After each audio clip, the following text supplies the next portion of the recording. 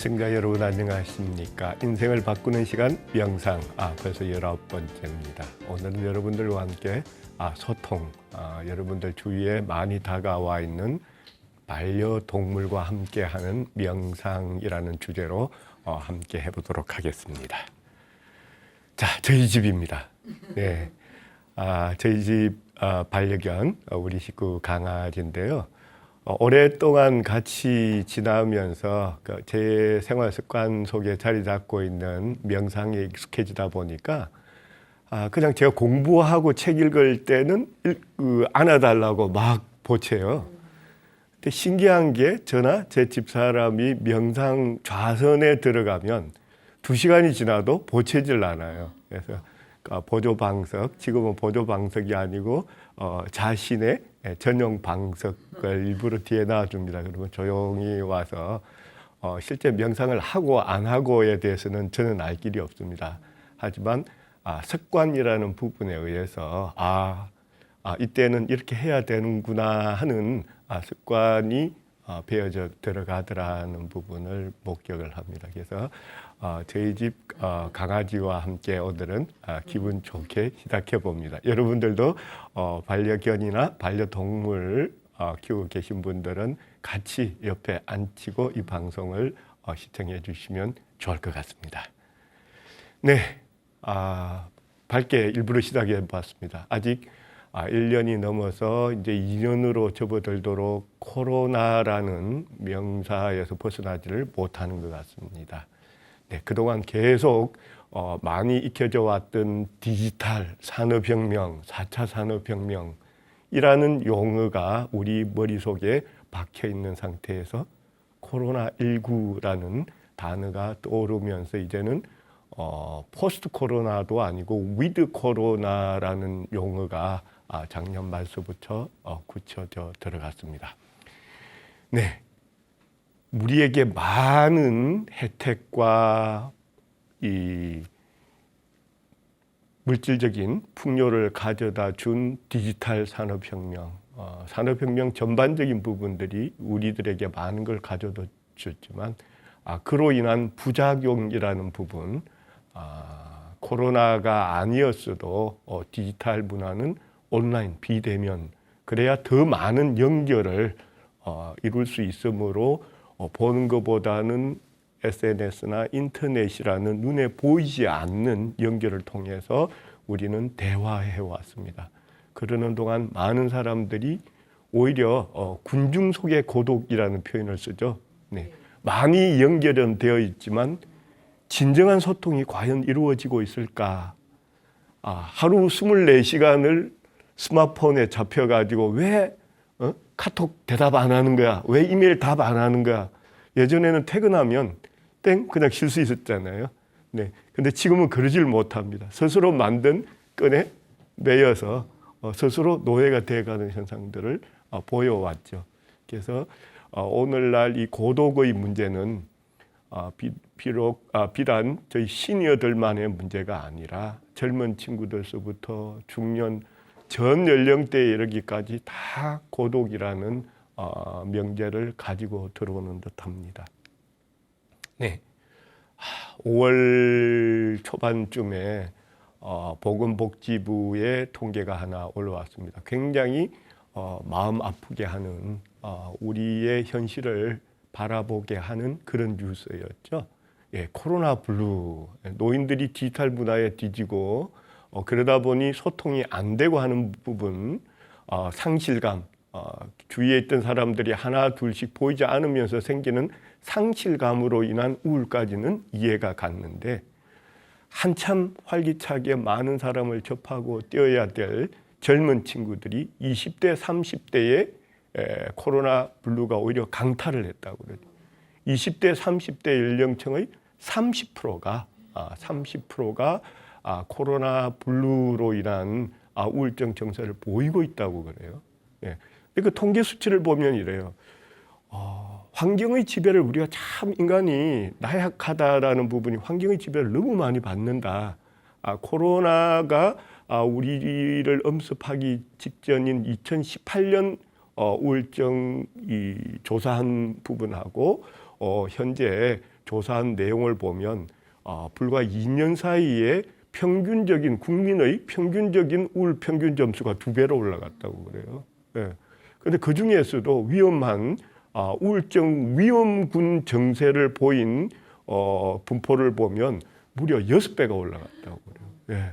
정말 심각한 사회 현상들이 일어나고 있다라는 부분입니다. 자, 우리가 명상을 하지만 명상은 내면 관찰을 통해서 바깥으로 나갔던 마음을 안으로 불러들여서 나로부터 시작해서 다시 모든 사람과 연결되고 어우러지고 진정한 소통을 하자는 운동이었는데 이 코로나 블루로 인해 가지고 자기의 성찰이 아니고 고독, 고립이라는 부분에서 오히려 아이솔레이트, 이 외톨이가 되어 들어가는 그로 인해서 심리적인 스트레스가 우울증이라는 부분으로 나오죠. 그러니까 우울증 증상 생길 때 또 나오는 부분이 조증이 있죠. 예. 우울보다 어떤 경우에는 조증이 더 심각한 폭력적인 부분으로 나오잖아요. 그 우울조가 같이 움직이는 경우도 많죠. 그렇다 보니까 요즘 사회에 폭력적인 현상들이 굉장히 많이 나타나고 있고 사이코로라는 그 단어가 쉽게 검색어에 떠오를 정도로 굉장히 우리의 정신은 피폐해 들어가고 있는 안타까운 현상을 보이고 있습니다. 자, 독거 노인 생활상 어려움이라는 부분 또 한편으로 사회기관들에서 조사를 많이 합니다. 근데 이제 나이가 들면서 어쩔 수 없이 노화로 인한 신체적인 한계로 치료를 받을 수밖에 없고 받아야 돼요. 자연적인 섭리니까 어쩌겠어요. 네. 그로 인한 불편이나 어려움에 대해서는 충분히 이해간다. 이 리드나 간호에 대한 필요성이나 어려움을 호소하는 부분은 충분히 이해가 가는데 그 다음으로 높은 부분이 심리적 외로움이라는 부분이죠. 정작 오랫동안 자식 키우고 사회생활하고 하면서 열심히 살았건만 어느 순간 돌아보니 자식도 없고 물리적으로는 존재하죠. 하지만 우리도 그래왔지만 자그만 자신의 가족을 위주로 이 손자들, 손녀들 가지신 분들은 많이 느끼죠. 지 손자, 손녀는 그냥 좋다고 쪽쪽 빨고 업고 안고 저기를 하면서 할아버지, 할머니는 근접을 못하게 하죠. 네, 외로워집니다. 네.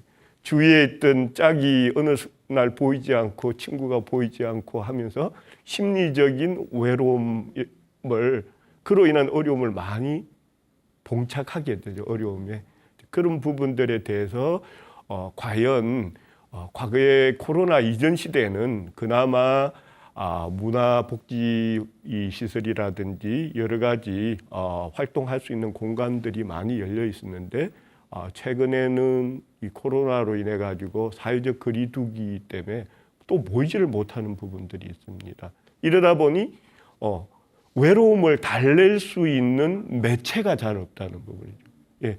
아까 뭐 젊은 친구들도 활발하게 SNS 활동이나 인터넷이나 온라인 소통은 하지만 진정한 소통이 안 되는 어려움을 겪고 있고 시니어층들은 디지털 문화에 대한 벽 자체 때문에 접근을 못하는 그래서 소통이 더욱더 어려워져 가는 예.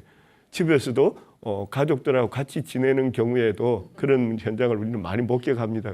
식탁 테이블에 앉아서 말로 해도 되는데 아빠 저녁에 못할 얘기 나누는 것도 아닌데 그런 문화에 익혀져 있습니다. 그러니 시니어들로서는 조금 더 연세가 높으신 시니어층 입장에서는 이게 손이 안 따라가고 또는 어떻게 들어가야 되는지를 모르는 경우들이 단순한 기능 외에는 못하는 경우들이 굉장히 많이 생기죠.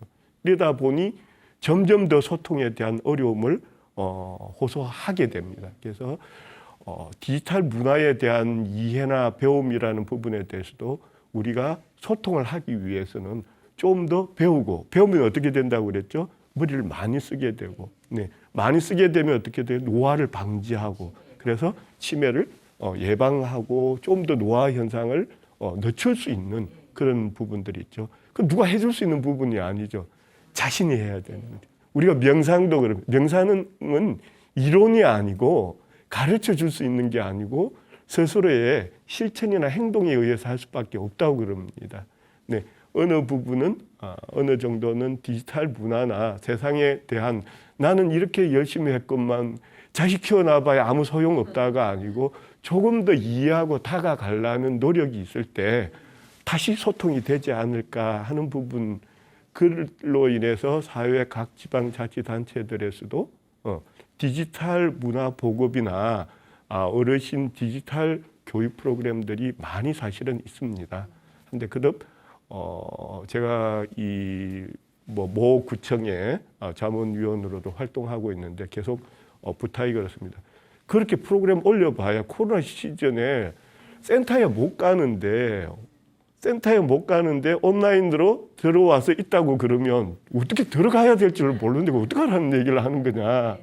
예, 아직 완전히 해결되지 않은 시스템적인 부분이 있지만 어느 부분들은 들어가는 부분에 대해서는 짜증내고 싫어해도 손자, 손녀나 아니면 아들, 딸들에게 부탁을 해서 좀 싫어하면 어때요, 그죠?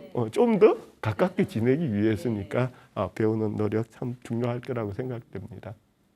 네, 그래서 어떤 지방자치단체들에서는 그런 소통에 대한 문제를 들어주기 위해서 문명의 이기를 도입해서 보급하는 활동을 또 많이 한다고 그러더라고요. 그래서 우리 주변에 보면 그 인공지능 스피커 같은 거 있잖아요, 그죠? 각 그 통신사마다 지니 이런 것들이 있습니다. 그래서 이 부분이 상당히 긍정적인 역할을 또 많이 한다고 그래요. 젊은 친구들은 정보 검색이라는 측면에서 많이 활용하게 되지만 이 시니어층에서는 감성 대화라는 부분, 말하고 싶은데 말할 사람이 없잖아. 네. 그런데 AI 인공지능 스피커 같은 경우에는 얘기를 하면 반응을 해주잖아요. 그래서 계속 이제 프로그램들, 온라인 프로그램, 디지털 문화에서 계속 보완을 해 들어가야 되는 부분이 이런 거예요. 사람은 소통을 원한다는 부분을 알아차리고 그 부분에 대해서 해줘야 되는 부분이 인터랙티브하게 해줘야 된다. 그러니까 대화형, 카스터마이즈드 된 무언가가 들어가 있지 않고는 그냥 유튜브에 널려 있어요. 이래요. 예. 지금 제가 하는 이런 강의들 유튜브 보면 수도 없이 많이 올라와 있죠. 그렇지만 과연 그 내용들이 그런 유사한 내용들이 진정으로 단 한 사람이라도 도움을 줄 수 있을까라는 측면에서 보면 좀 다르다라고 봅니다. 예. 저는 주직업으로 대학에서 강의를 합니다만 비대면 시대에 접하면서 다른 동료 교수님들이나 학생들이나 사회기관들에 이렇게 얘기를 합니다. 정말 프로그램만 잘 개발하고 온라인만 잘하면 될 것 같으면 왜 전국에 이렇게 많은 대학이 필요할까요? 예. 방송통신대에 모 학과 하나만 있으면 그 콘텐츠 찍어서 날르면 되는데 왜 그게 안 될까요? 라는. 예. 사실은 공부는 좋은 선생님이 가르쳐 주는 게 아니에요. 예. 그냥 공부할 수 있도록 틈만 열어준 것이고 공부하도록 기회만 열어준 것일 뿐이지 진짜 공부는 여러분들이 한다는 거죠. 우리가 한다는 거죠. 네, 그래서 여기서 필요한 부분들이 이런 겁니다. 자, 시청자 여러분들하고 저하고 좀 더 가까이서 앉아서 질의응답하고 대화하면 아마 제가 여러분들이 필요한 게 뭔가 하는 부분을 좀 더 정확하게 알아차릴 수 있을 거고 여러분들 또한 저한테 필요한 질문을 주실 수 있을 거예요.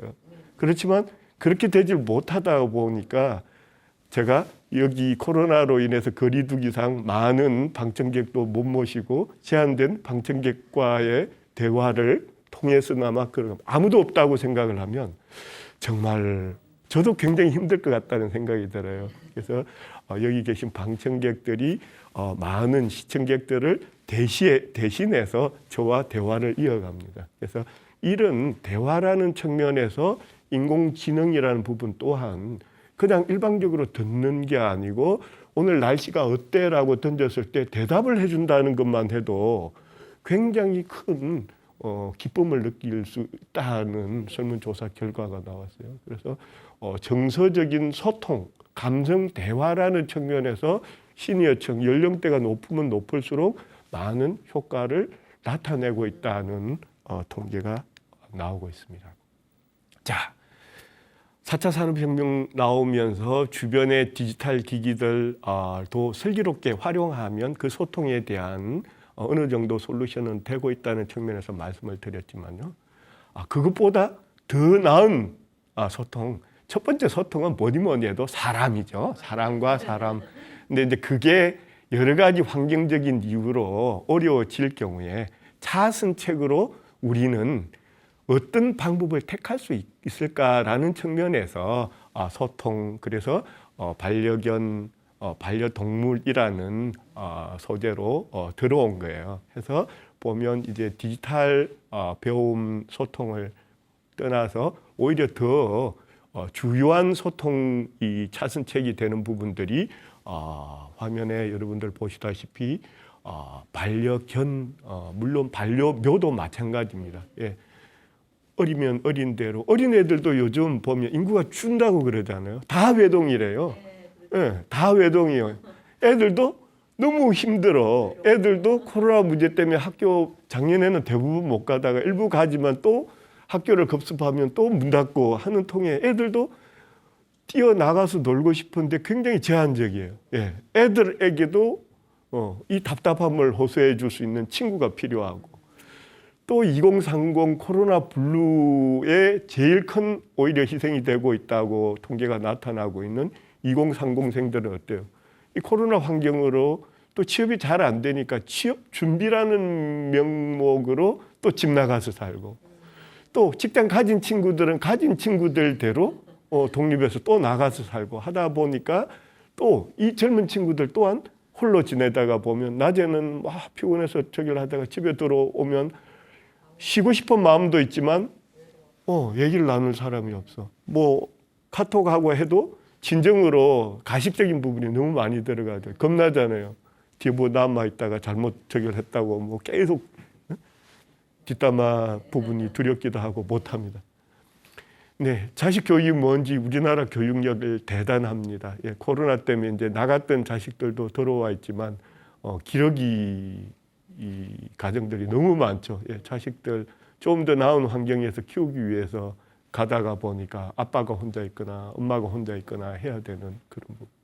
예, 나이가 들어서 시니어가 돼서는 더더욱 그렇죠. 굉장히 듣기 안 좋은 독거 노인이라는 표현도 나오고 합니다만, 그럽 지금 시니어들은 독거 노인이라는 부분에 대해서 부정적으로 받아들일 필요가 전혀 없다고 봐요. 예, 통계상 나 홀로 세대가 어마어마하게 많아져 있어요. 오히려 시니어층보다 중년층 젊은 세대에서 나 홀로 세대가 더 많이. 그래서 독거라는 부분에 대해서 과거의 노인의 전유물 이렇게 생각할 필요는 없는 것 같아요. 여기 이렇게 홀로 사는 세대들 개인들에게 굉장히 큰 치유적인 효과를 주고 있는 게 반려동물이라는 레포트들이나 연구 논문들이 굉장히 많이 나타나고 있다는 부분이에요. 네, 마음을 안정시키고 평온을 구하는 12가지 방법이라는 의학 서적에서도 나온 여러 가지 방법들 중에 우리가 그동안 돌아봤던 일, 봉사, 배움이라는 활동 측면, 그리고 운동, 그리고 좀 더 넓은 의미의 소통이라는 아이템들도 12가지 방법 중에 나오지만 3가지 정도가 12가지 마음의 평화를 유지하는 법이라는 그 솔루션에서 제시한 12가지 중에 한 3가지 정도가 반려동물과 식물 돌보기라는 아이템이 나와요. 그래서 일단 이제 동물이라는 쪽으로 가게 되면 굉장히 책임감이라는 부분이 굉장히 많이 되어야 됩니다. 수반되어야 됩니다. 책임감 없이 함부로 동물을 들여놓는 것 또한 하지 말아야 되는 죄악을 범하는 거라고 저는 생각합니다. 하지만 환경이 되고 책임을 질 수 있는 여건이 될 때는 반려동물, 그리고 물고기를 통해서 소통하는 분들도 많은 것 같아요. 예, 물고기 키우기를 통해서 생명이 살아 움직이고 대화, 내가 말을 나누고 관찰이라는 부분이 있잖아요. 그래서 제가 이 방법들을 소개해 드리는 부분은 그래요. 명상에서 제일 중요한 첫 번째 스텝이 뭐죠? 알아차림이잖아요. 알아차림. 매 순간 어떤 거에 대한 알아차림. 물고기라고 하지만 그 물고기에 대해서 저 물고기가 뭐 하고 있을까? 내가 물고기한테 해줘야 될 게 뭐지? 입을 여는 게 공기가 부족해? 아니면 먹이가 부족해? 라는 알아차림을 통한 관조를 하잖아요. 생각이라는 과정으로 들어가게 되잖아요. 그래서 반려동물 하다못해 물고기, 식물이라고 하더라도 대화 소통의 채널이 되고 그 알아차림을 통해서 끊임없이 뇌는 활동할 수 있고 인지 활동을 한다는 거죠. 예, 인지 활동을 함을 통해서 뭐가 돼요? 예, 호르몬도 분비되고 마음도 뇌파도 안정되고 라는. 우리는 시니어들은 더더욱 많이 느껴보셨을 거예요. 과연 진정한 받는 게 무언가, 주는 게 받는 거라고 저는 생각합니다. 가장 큰 기쁨을 주는 게 받는 게 아니고요. 아마 동의하실 수 있는 부분은 주는 게 더 큰 기쁨을 줘요. 가만 놓고 보면 그렇잖아요. 그토록 평생을 일하면서 뼈 빠지게 해서 나는 먹을 거 못 먹고 못 챙기고 자식만 바라보고 왔는데 과연 지금 자식이 죄송합니다. 여러분들께 얼마나 많은 걸 페이백하고 있을까? 그러면 내가 돌려받지 못하기 때문에 자식 안 키우겠다? 생각하시는 분 없으시잖아요. 준다는 것 자체가 기쁨이었다는 거예요. 준다는 그 자체가 줄 수 있다는 부분이 나의 존재 같죠. 나는 내 자식들 아직 키울 수 있는 힘이 있어. 에너지가 있어. 그리고 그럴 역량을 인정받아. 이거에 대한 희열이었던 거죠. 네. 그래서 그러한 상실감, 나이가 들면서 조금씩 상실감이 생기죠. 사람이 없어지고 자기의 존재 가치에 대해서 어느 순간 돌아보니까 내가 항상 돌봐주는 존재였는데 돌봄을 당하는 입장으로 바뀌어 있다는 부분에서 오는 자괴감, 상실감이 엄청나다고. 가장 큰 심리적 불안감을 주는 게 그러니까 스트레스 우울증도 있지만 상실감이라는 부분이 굉장히 크다고 그래요. 어쩌면 더 클지도 모른다고, 오는 충격이. 그래서 그런 부분들을 완충시키고 적응시키고 긍정적으로 되돌려 놓기 위해서 우리는 명상을 하고 그러기 위해서 내가 내 자신으로 돌아오는 게 어려우니까 주위의 보조적인 수단을 통해서 도움을 받는 거예요. 그걸 통해서 알아차림. 나도 아직 해야 될 일이 있고 나를 필요로 하는 생명들이 있구나라는 그를 통해서 나는 움직이고 그 긍정적인 효과들 때문에 이 코로나19 시대에 우리나라뿐만 아니고 유럽이나 미주에서도 다시 반려동물이라는 명제가 떠오르고 반려동물 펫 세라피라고 그러죠. 동물을 통한 치료법이라는 얘기까지 나옵니다. 결국은 뭘 얘기를 하느냐? 결국은 자기가 의사가 약 준 게 아니고 자기가 줌을 통해서 자기가 소통함을 통해서 내가 내 스스로를 치유한다. 받는 게 행복한 게 아니라 주는 게 행복하다는 거예요. 그래서 우리가 명상 여러 시간에 걸쳐서 공부하면서 돌아봤던 게 그죠?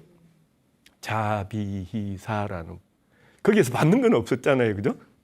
사랑을 주고 남을 연민을 보내고 남의 기쁨을 진정으로 같이 기뻐하고 내가 가진 욕심은 버리고 내려놓고 다 주는 거였어요. 주는 것만큼 진정한 행복은 없다. 그거에 착각하고 집착하고 안 내려놓고 갈망하면 뭐가 된다? 고통이 된다. 고통은 남이 나한테 준 게 아니고 스스로가 만든 거예요. 고통은 집착해서 온 거예요. 고통은 뭔가를 바라기 때문에 온 거예요.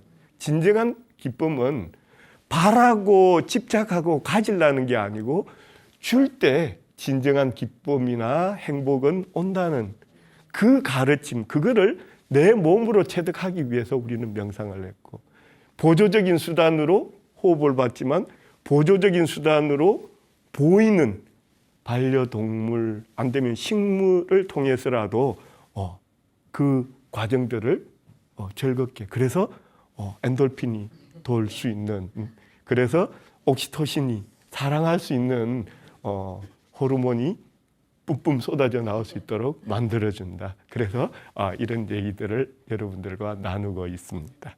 4가구 중 1가구가 반려동물과 산대요. 근데 대표적으로 반려견, 반려묘가 파퓰러하죠. 점점 이제 이게 해가 지나면서 늘어나면서 이제는 최근 통계를 보면 거의 30%에 육박한 개수를 29.7%까지 가구 중에 그러니까 이제 4가구 중 1가구 이상이죠, 그죠? 3가구에 가까운 3가구 중 1가구 정도 수치로 오고 있고요. 그런데 이런 게 굉장히 긍정적이면서 조심을 요하는 부분들이 이래요.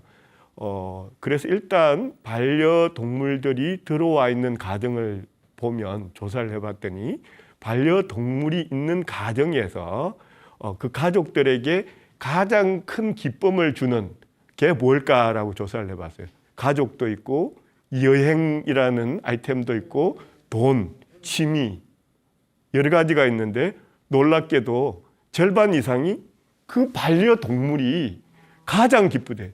내 자식 보는 것보다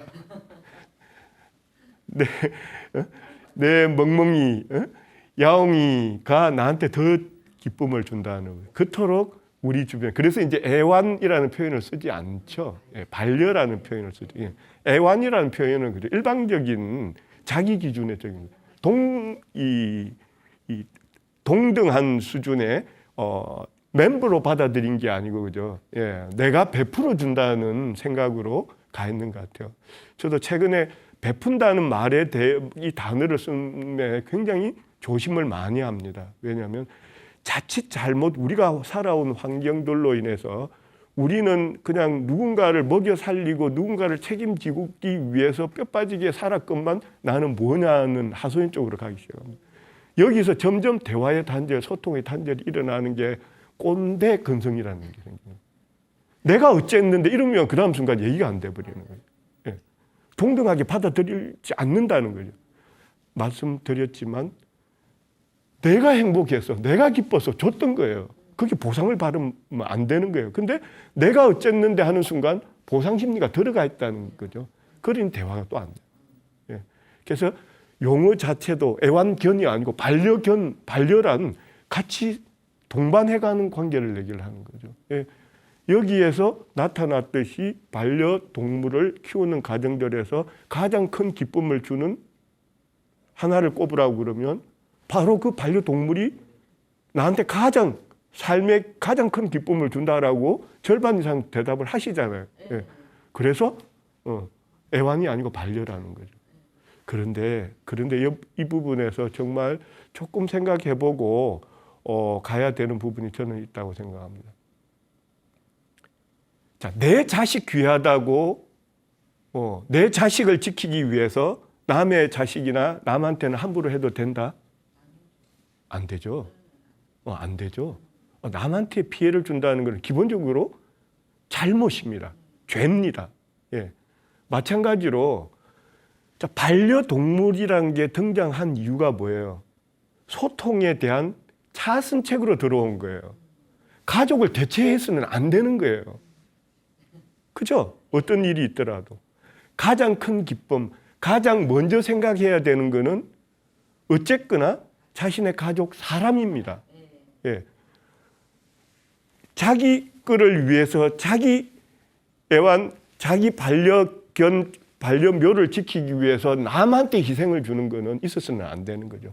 그래서 반려동물 가족들도 사회 일원으로서 매너, 에티켓은 지켜야 된다는 거죠. 나한테는 귀한 반려견이지만 싫어하는 사람 입장에서는 위협이 될 수도 있는 거잖아요. 그러면 내가 이쁘다고 해서 막 그냥 풀어놓고 좀 사이즈 큰 개들을 그냥 남한테 피해를 주는 100% 그럴 일이 없다고 누구도 보장을 못 하잖아요. 그래서 그러한 조그만 사람이 먼저라는 부분에 대한 배려, 왜 반려동물을 키우게 됐는가라는 거를 진정으로 놓고 생각을 하죠. 어디까지나 차선책이었다는 거죠. 보조였다는 거지 주는 아니었다는 거죠. 뭐니 해도 사람이 우선이라는 부분은 조금만 주의를 하고 간다면 좀 더 행복하고 긍정적인 정말로 사람과 반려동물이 함께할 수 있는 그런 환경이 되지 않을까 싶습니다. 우리나라나 서구하고 보면 반려견에서 좀 차이가 있는 것 같아요. 우리는 뭐 좀 자그마하고 환경 자체가 아파트 환경이고 제대로 뭐 운동시키기 힘들다 보니까 선호하는 반려견 보면 뭐 말티즈, 푸들, 뭐 포메라니아완, 치와와 뭐 자그마한 동물들 중심이죠. 근데 우리 영화나 이 잡지들을 통해서 보면 미국이나 유럽 같이 조금 오픈된 환경들, 단독 환경에 가까운 삶의 환경에서는 개들이 큽니다, 그죠? 예. 덩치는 큰데 정말로 저 조그만 강아지들보다 순한 게 골든 리트리버 같은 경우는 덩치는 산만한데 정말 순하고 그죠? 네, 정말 아름다운 부분들 쳐다보는 것 자체가 힐링이 되는 긍정적인 에너지를 많이 제공해 주는 것 같아요. 저는 고양이는 안 키워봐서 고양이에 대해서는 잘 몰라요. 근데 뭐 보니까 코리안 숏헤어 특히 뭐 좀 이 희귀해서 그런지 또 많이 선호하시는 품종이 러시안 블루, 뭐 페르시안 뭐 이런 이 고양이들을 주위에서 많이 접할 수 있다고 그럽니다. 네. 코로나 이런 반려동물들이 주는 효과에 대해서 우리나라도 그렇고 미국도 그렇고 많은 연구 논문들이 나와 있어요. 그래서 반려동물들이 주는 가장 큰 효과가 뭐냐라는 측면 효과를 정리를 한 부분들을 보면 이래요. 방금 우리가 얘기를 하면서 돌아봤던 스트레스 해소, 그죠? 예. 같이 놀 파트너가 있으니까 반려 존재가 있으니까 그로 인해서 말할 수 있다는 것만 해도 스트레스 해소되잖아요. 예. 또 저기를 하면서 맨날 직장에서 일방적으로 터지기만 하다가 와서 강아지 듣고 또 가혹행위 하면 안 됩니다. 근데 좀 저기 하니까 혼자 제스처를 하기도 하고 나쁘지 않은 화풀이를 하기도 합니다. 예, 스트레스 해소라는 효과가 있죠. 예. 스트레스 해소가 되면 뭐였죠? 우울증 증세가 낮아질 수밖에 없죠, 그죠? 예, 우울증이 생기는 원인이 우리 몸속에 보면 이렇게 스트레스가 오면 이거를 이겨내기 위해서 면역력을 기르기 위해서 코티솔이라는 그래서 우리가 코티솔을 스트레스 호르몬이라고 얘기를 해죠. 코티솔이라는 호르몬이 분비가 됩니다. 이거는 이 스트레스로부터 나를 지키기 위한 좋은 반응으로 호르몬이 분비가 됐던 거예요. 코티솔이 콩팥 위쪽에 존재하고 있는 부신 부분에 있는 이 코티솔이 분비가 되는데 스트레스를 자꾸 받으면 과다하게 코티솔이 분비가 되는데 그로 인해서 과다 분비로 인해서 우울증 증세도 생기고 노화 현상도 생기고 하는 여러 가지 부작용을 낳기 시작을 하는 거죠. 그래서 이런 반려동물들을 통해서 대화하고 소통함을 통해서 스트레스도 해소되고 그로 인해서 우울증도 완화, 코티솔 조절도 되고 반면에 또 뭐예요? 기분 좋으면 우리는 엔돌핀이 돋기 시작해요. 긍정적인 좋은 호르몬들이 행복 호르몬들이 또 분비되기 시작합니다. 네. 그리고 또 뭐예요? 강아지 데리고 나가서 운동시켜야 되잖아요. 네. 그러면 어떻게 돼요? 자기가 운동을 하죠. 운동을 하면 콜레스테롤 수치도 낮아질 수 있죠. 그죠? 운동을 하니까 혈압이나 여러 가지 이 심장, 심혈관에 대한 문제도 같이 좋아지게 되는 거죠. 그리고 이제 이 시니어가 되고 난 다음에 이제 그 반려동물들을 키우면서 알러지 증상 예방 효과는 시니어들한테는 해당 사항이었고 어릴 때서부터 반려동물들하고 자연스럽게 같이 크다가 보면 알러지 증상에 대한 예방 효과를 많이 준다고 그래요. 그거는 이제 어린 애들 때 자연스럽게 성장 과정에서 생기는 문제지만 시니어들은 알러지 증상이 심하신 분들은 그덕 하고 싶지만 하시면 안 되는 부분이에요. 예, 건강적으로 알러지를 자극을 해서 오히려 병 얻게 되는 경우가 있기 때문에 조심스럽게 그런 부분들은 접해야 되고요. 소통하다 보니까 뭐예요? 사회성이 향상되죠. 네, 이 부분들은 이렇습니다. 저도 가끔씩 이 일정이 없을 때 강아지 운동장에 가요. 예, 요즘 도시들에 보면 굉장히 복지 시설이 좋아져서 강아지 운동장들이 있어요. 강아지 운동장 가면 강아지는 강아지끼리 놀고 사람은 사람들끼리 대화해요. 예, 그잖아요, 그죠? 처음 보는 사람도 낯선데 인사하기도 뭐 얘기하기도 힘들잖아요. 그런데 오며 가며 시니어분들이 마주치면서 아이고 이쁘라, 견종이 뭐예요? 몇 살이에요? 잘 먹어요? 얘기가 시작됩니다. 소통이죠. 동물과의 소통도 있지만 동물을 매개로 한 사람과의 소통의 장도 열어줄 수 있는 부분들이 있다는 거죠. 그래서 이런 여러 긍정적인 부분들로 인해서 동물 매개 치료라는 방법론들이 등장을 하게 되고요. 동물뿐만 아니라 곤충이나 식물들을 활용한 매개 치료, 대화가 되니까, 소통이 되니까 그를 통해서 정신적인 스트레스는 내려놓고 긍정적인 치유 효과로 올라가죠. 그래서 동물을 매개로 한 치료는 시니어층뿐만 아니라 인터넷이나 여러 가지 약물 중독자에게도 반려동물을 통한 매개 치료법을 많이 도입을 하고 있다고 그래요. 네, 시니어들한테는 더더욱 그렇겠죠. 우리가 좀 전에 돌아봤던 바와 같이 그 외로움을 반려동물이라는 파트너를 통해서 그렇게 대화하고 소통하는 동안에 스트레스 호르몬은 다운되고 행복 물질은 행복 호르몬은 분출돼서 올라가고, 말을 많이 하게 되고 반려묘와의 대화뿐만 아니라 그를 매체로 한 사람 간에 대한 두려움도 없어지죠. 보통 보면 나를 어떻게 볼까라는 생각 때문에 쉽게 말도 못 다가가잖아요. 그렇지만 강아지, 고양이라는 매체를 통해서 쉽게 그리낌 없이 나이나 뭐 여러 가지를 떠나서 대화할 수 있는 이런 부분들, 운동할 수 있는 효과들, 먹었을까 안 먹었을까, 먹여야 될 시간이 됐다 안 됐다를 끊임없이 인지하게 되죠. 뇌가 녹슬지 않죠. 뇌를 자꾸 쓰면 어떻게 돼요? 치매 예방에도 좋죠. 그래서 이러한 긍정적인 효과들로 인해서 여건이 되는 경우에 반려동물에 대한 부분을 많이 권장하고 있습니다만, 안타깝게도 신체적인 노화 현상 때문에 반려동물을 다루기가 힘든 경우들이 많이 발생합니다.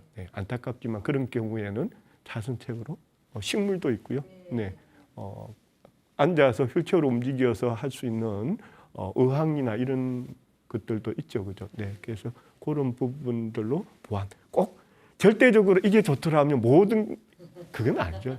자기에게 맞는, 자기에게 적합한 아이템들을 찾아서 소통으로 나갈 수 있다면 그 이상의 효과를 결국은 자기가 한 거였잖아요. 그죠? 결국은 그로 인해서 나의 마음의 평화가 생긴 거잖아요. 그죠? 그런 부분, 그런 것들을 감안한다면 무리하게 되면 또 다른 문제가 생긴다는 거예요. 내 반려동물을 가져놨는데 이 여기에 대한 책임감도 있어야 되지만 거꾸로 너무 집착하게 되면 뭐예요? 또 고통이 되잖아요. 고통은 집착에서 오는 건데 집착을 내려놓자고 우리 지금 명상하고 있는데 그로 인해서 또 다른 장애가 된다면 정말 엄청난 실수를 또 하는 거죠. 그래서 자기 환경에 맞는 아이템들을 통한 힐링을 가지고 간다면이라는 부분입니다. 그래서 반려동물만큼은 소통에 장애가 있지만 반려식물도 차선책으로 상당히 많은 유사한 효과를 많이 준다고 그래요. 그래서 그 부분은 심리나 의학적인 검증이 되어 있는 부분이니까 외롭다 나는 웃자노가 아니고 스스로 찾아서 할 수 있는 범위 내에 그런 아이템들을 통한 보조적인 활용 또한 많이 생각해 봐야 될 거라고 생각합니다. 그래서 그릇 강아지가 더 이상 애완이 아니고 반려 친구라는 개념으로 왜 그를 통해서 내가 얻는 게 더 많은데 어떻게 내가 갑이고 쟤는 을이라고 생각하냐, 그거는 아니라는. 그래서 그런 여러 가지 효과들은 뭐 그냥 잘 모르면 많이 파는 게 그죠? 예, 하버드 의대 연구 논문을 봐도 그렇다 하더라 라는 얘기들을 많이 합니다. 그 티베트 스님이 쓰신 게 아니고요. 데이빗 미치라는 영국인이 쓴 책입니다. 그래서 불교라는 그 사상하고 그리고 반려동물을 통해서 결국은 이런 그 동물들, 우리 사람 또한 어떤 면에서 보면 동물의 범위, 과학적 동물의 범위 안에 들어가는 거잖아요, 그죠? 그리고 모든 존재 생명은 마찬가지로 다 고귀하다라고 어떤 종교에서도 얘기를 하고 있습니다. 그래서 생명을 존중하라라는 얘기가 나오죠. 그래서 실제 뭐 반려동물들이 그 나하고 명상을 하면서 걔도 명상을 할까라는 효과에 대해서는 입증된 바가 없대요. 실제 명상을 사람처럼 하고라는 그에 대해서는 뭐 과학적으로 뭐라고 얘기할 수 있는 검증된 데이터가 없지만 최소한 동물도 사람도 함께하는 그 과정을 통해서 행복 호르몬이 분출이 많이 된 것은 사실이더라. 특히 내가 준 그 반려동물이 받는 것보다 준 사람의 이 호르몬, 옥시토신이나 이 행복 이 물질 호르몬들 수치가 굉장히 높게 올라가고 스트레스나 우울증 치유 효과 이런 부분들이 굉장히 높더라라는 얘기들 논문들은 많이 나오고 있습니다. 그래서 그도 명상이라는 부분을 가지고 가되 그 명상에 대한 보조적인 방법으로 동물과 함께 하면서 알아차림 그리고 남을 배려하는 마음, 연민이라고 그러죠. 그런 마음들을 보조적인 수단으로 가져오면서 자기를 돌아보고 그런 긍정적인 에너지를 바깥으로, 이웃으로, 자연으로 되돌려 줄 수 있다면 더욱더 살만한 사회가 되지 않을까 생각합니다. 모든 건 마음먹기 나름이라고 그러죠. 예. 그래서 메디테이션입니다. 메디는 라틴어에서 치료한다는 말인데 메디슨은 약물로 치료하는 거지만 메디테이션 같은 메디가 들어가 있어요. 치유된 상태예요. 그러니까 마음을 통한 마음으로 치료한 거예요. 누가 마음으로 치료한 건 자기가 하지 누가 해주는 거 아니잖아요. 그래서 우리 영화 보면 플라시보 효과 이런 거 많이 나오죠, 그죠? 예. 뭐 그냥 소화제 줬는데 이게 뭐가 낫고 뭐 이런 얘기도 나옵니다. 그런데 독약인 줄 알고 물을 먹었는데 진짜로 죽는 반대로 노시보 효과라고 그러죠. 그 모든 것이 마음이 만들어낸 산물이다라는 것. 그래서 항상 모든 것은 내 마음에서부터 출발하니까 짜증내고 화내더라도 바깥에 나가 있는 마음을 안으로 불러들여서 고요히 돌아보고 알아차리고 그리고 보조적으로 몸이 튼튼해야 정신도 튼튼하고 안고 싶은 욕구도 생기죠. 네, 그래서 많이 활동하고 사람 많이 만나다 보면 뭐가 돼요? 운동은 상당 부분 해결되죠. 사람 만나러 막 다니고 그죠? 봉사하러 다니고 하다가 보면 많이 걷게 돼요. 네, 그러면 건강에 대한 문제도 해결되고 자꾸 만나다가 보면 소통하게 되죠. 네, 해서 삼위일체다. 건강한 마음을 만들어내려고 그러면 몸이 받쳐줘야 되고 혼자 살아갈 수 있는 게 사람이 아니다 보니 소통이 필요하니 어려운 경우에는 반려동물, 반려식물을 통해서라도 끊임없이 대화하고 소통하고 홀로가 아니라는 결국 뭐죠? 자기 마음이 그런 거잖아요. 홀로가 아니고는 자기 마음이 또 그렇게 만든 거잖아요. 그래서 그런 보조적인 삼위일체에 의해서 꾸준히 활동하고 움직여 간다면 긍정적인 정말 엔돌핀 보는 살맛 나는 세상을 스스로 만들어 가지 않을까 생각합니다.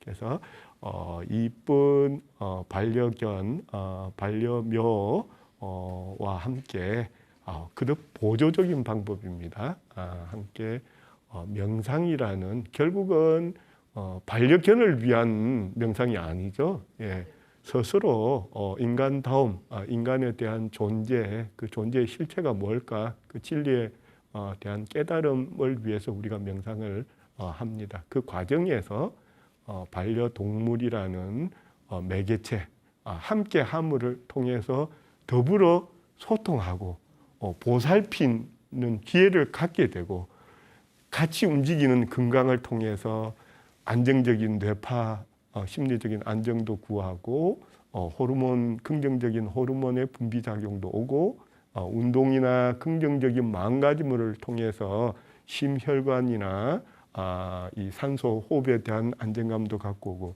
결국은 더불어서 다 좋아지는 선순환을 하게 되지 않나 이렇게 생각합니다. 자, 오늘도 함께 해주신 시청자 여러분, 제가 준 것보다 제가 받은 게 더 많습니다. 예, 함께 해주셔서 너무 감사하고요. 외롭다 생각지 말고 주위에 있는 사람, 동물, 식물을 파트너 삼아 스스로의 마음을 만들어가는 그런 실천의 시간을 가지셨으면 하는 바람으로 오늘 마감하고자 합니다. 네, 함께 해주셔서 감사합니다. 다음 시간에 또 뵙겠습니다.